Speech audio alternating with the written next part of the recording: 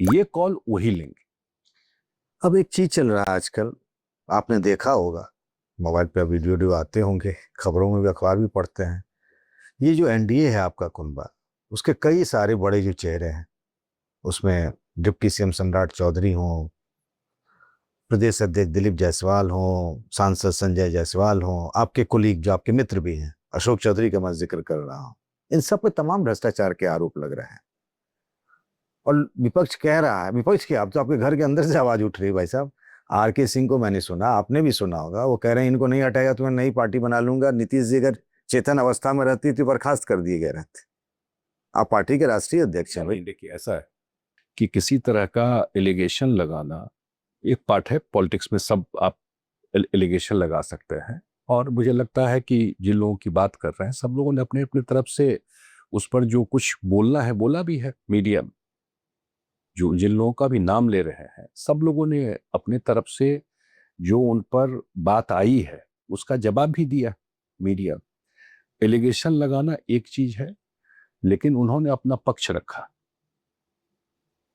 भाई, चाहे हमारे यहाँ से हो चाहे बीजेपी से, सब लोगों ने अपना पक्ष आप खुल रखा। के नहीं बोल रहे हैं। नहीं बता, मैं बता अब जैसे अशोक चौधरी का मामला तो आप ही के पार्टी का मामला है, तो आप कह रहे हैं कि उन्होंने जो सफाई दी आप उनसे संतुष्ट हैं। नहीं, मेरे संतुष्ट होने की बात नहीं है। अभी उन्होंने भी अपना पक्ष रखा है, कोर्ट में तो गए। अध्यक्ष तो आप ही हैं ना। कोर्ट में गए हैं, उन्होंने भी हाँ। अपना पक्ष रखा है टेक में।